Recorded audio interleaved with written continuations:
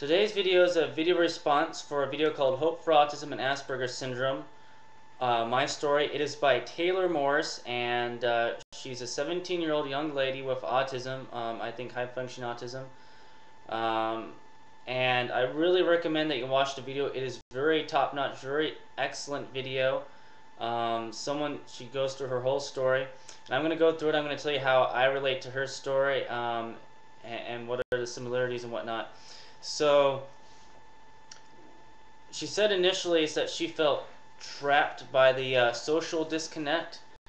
I didn't necessarily feel trapped by my social disconnect, and there was definitely a social disconnect when I was much younger, and more or less I felt I felt, yeah, I didn't feel connected, but I didn't really mind so much.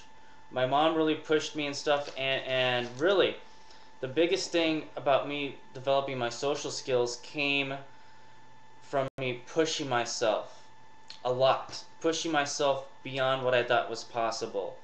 And I didn't like pushing myself. At times there was war and conflict with myself, and I did have to learn the social skills. I took interpersonal communication class, which taught me some things. I worked with a speech therapist, learned about the eyes and everything like that. We worked a lot in the eyes, so I understood what different eye expressions meant.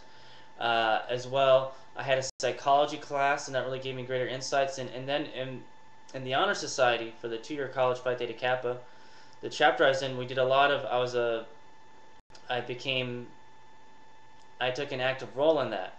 And so I went to a lot of the functions that they had and tried to push myself socially, talk to as many different people as possible. And that was annoying to me.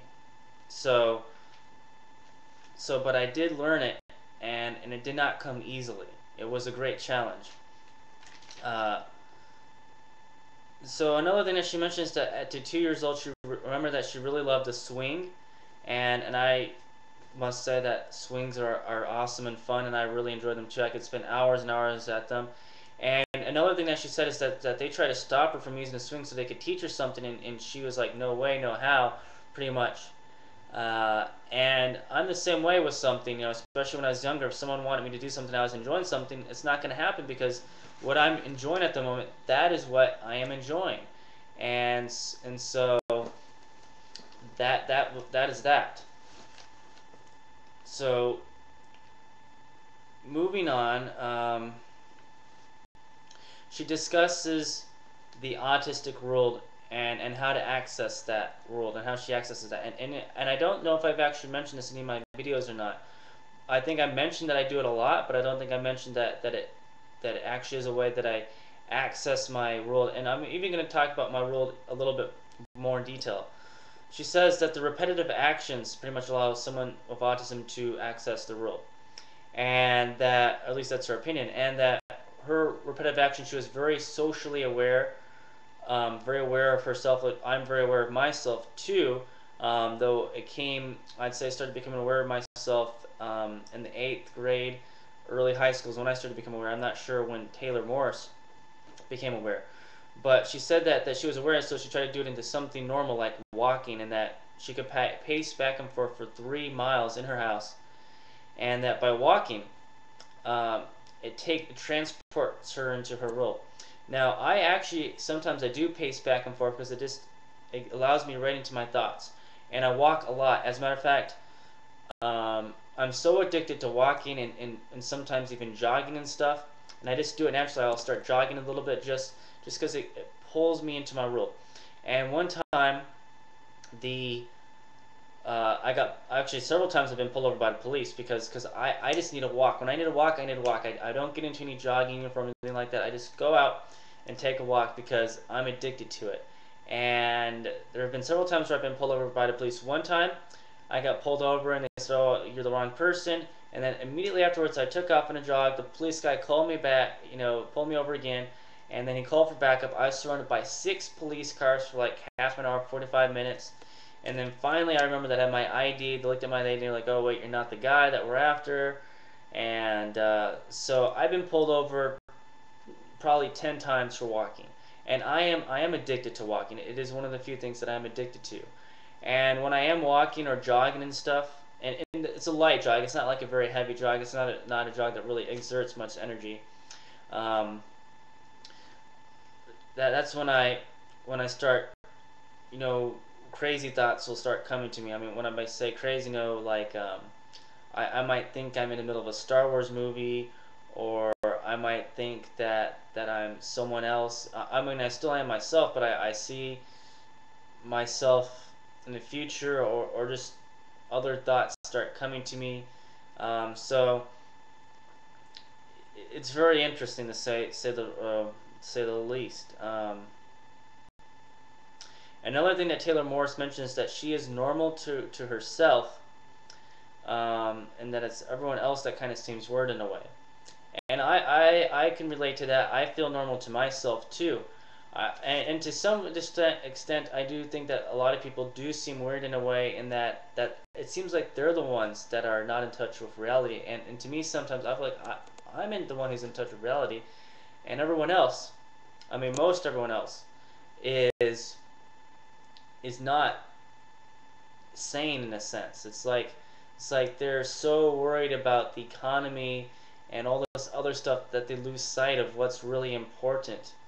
And all they some people care about is money or whatever, and they just get totally absorbed by either the TV, and they're like, oh, look at the TV, that's the world, or the news, or they get so absorbed by the problems of their co-workers and stuff, and they lose sight of who they are. It seems like, to me, most people seem to be just clones of everyone else in a way, that they're afraid to look at themselves, and they just look at the world around them, and just put blame and whatever on it, or they don't know who they are, it seems like.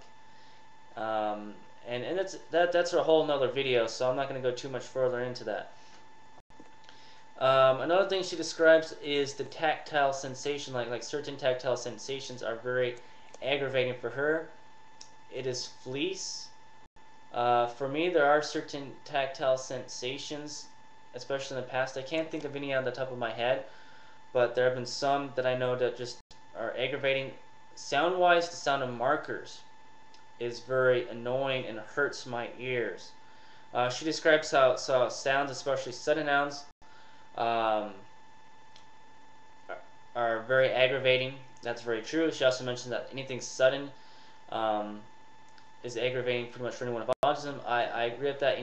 Any change, anything sudden, unexpected, can really throw me off, and for the entire day, I might not end up doing anything. I might have stuff to do for the whole day, but then something happens, and I just can't get myself back in a groove for the entire day. Um,